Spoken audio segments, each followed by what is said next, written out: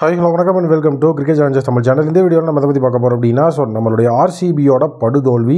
டோட்டலாக டேபிள் டாப்பர்ஸாக இருந்த நம்மளுடைய ஆர்சிபி இப்போ கொஞ்சம் கொஞ்சமாக சரிஞ்சு அப்படியே பாட்டம் செகண்டுக்கு போயிட்டாங்க. ஆர்சிபியை பொறுத்த வரைக்கும் நேற்று மேட்ச்சில் எலிசா பெரி உள்ளே வந்திருந்தாங்க.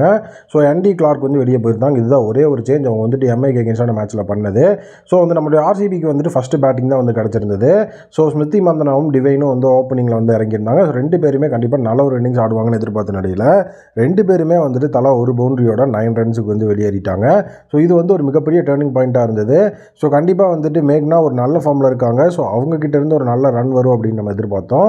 பட் மேக்னாவோட விக்கெட்டும் அடுத்தடுத்து போக பவர் பிளேலேயே பார்த்தீங்கன்னா நம்மளுடைய ஆர்சிபி டோட்டலாக 50 ரன்னுக்கு பார்த்தீங்கன்னா 3 விக்கெட்டை இழந்து அவங்க ரொம்ப ஒரு பரிதாபமான நிலைக்கு போயிட்டாங்க.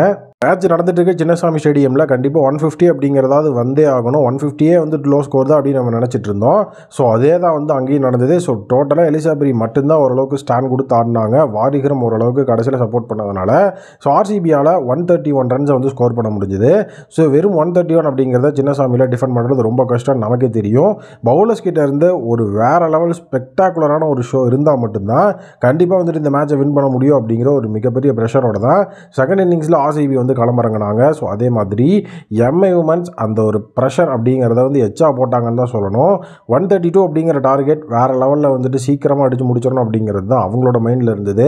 ஏன்னா இறங்கின உடனேவே ஓப்பனிங்கில் ஆஸ்திகா பாட்டியா 15 பாலில் 31 ரன்ஸு மட்டன் ஸ்கோர் பண்ண ஆரம்பித்தாங்க. அடுத்துக்கு கீழே உள்ளே இறங்கின 1 டவுன் பேட்ஸ்மேனாக இறங்கினது எல்லாருமே அங்கே அதிரடியான ஒரு இன்னிங்ஸு. 2 டவுனில் அமீலா கீர் 24 பாலில் 40ன்னு ஃபுல் அண்ட் ஃபுல் அங்கே அவங்க ஒரு அட்டாக்கிங் கேம் ஆஃப் கிரிக்கெட் தான் ஆடினாங்க. விக்கெட்ஸை பொறுத்த வரைக்கும் வெறும் 3 விக்கெட்ஸ் தான் ஆர்சிபியோட பவுலர்ஸால் அந்த இடத்துல எடுக்கவே முடிஞ்சது. பெருசாக மேட்ச்க்கு ஒரு டஃப் ஃபைட் அப்படிங்கிறது கொடுக்கவே முடியல.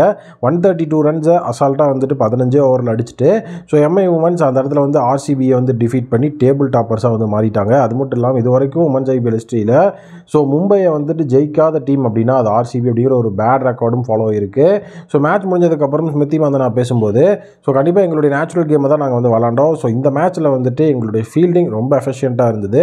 அதை நாங்கள் ஒரு பாசிட்டிவ் நோட்டாக நாங்கள் எடுத்துக்குவோம். டோட்டலாக எங்களுடைய பேட்டிங் டிஸ்பிளே ரொம்ப புவராக இருந்தது, இன்க்ளூடிங் மீ. என்னோட பேட்டிங்குமே இந்த இடத்துல ஒரு சக்ஸஸ்ஃபுல்லாக இல்லை. கண்டிப்பாக பேட்டிங்கில் ஒரு நல்ல ஒரு ஒர்க் அப்படிங்கிறத நாங்கள் பண்ணி ஆகணும். அதே நேரம் டிவைனோட ஃபார்மை பற்றி கேட்டாங்க. டிவைனை பொறுத்த வரைக்கும் அவங்க ஒரு சக்ஸஸ்ஃபுல் பிளேயர். கண்டிப்பாக நாங்கள் இந்த சீசன் ஃபுல்லாக பேக் பண்ண போகிறோம். கண்டிப்பாக அவங்க ஃபயர் பண்ணுவாங்க. அந்த மேட்ச் நாங்கள் வேறு லெவலில் ஒரு கம்பேக் கொடுப்போம் அப்படின்னு சொல்லி ஆர்சிபி ஒரு பாசிட்டிவ் நோட்டில் தான் இருக்காங்க. கண்டிப்பாக அப்கமிங் மேட்சஸில் மஸ்ட் வின் மேட்சஸாக நம்மளுடைய ஆர்சிபிக்கு மாறப்போகுது. நெக்ஸ்ட் மேட்ச்லேருந்து வேறு லெவலில் அவங்க நெட் ரன் ரேட்டையும் கன்சிடர் பண்ணி வின் பண்ணால் தான் டேபிள் டாப்பராக முடிச்சு நம்ம குவாலிஃபயர்ஸ் ஆட முடியும். அதை பற்றி நீங்கள் என்ன நினைக்கிறீங்க அப்படிங்கிறத கமெண்ட் செக்ஷனில் மறக்காம கமெண்ட் பண்ணுங்கள்.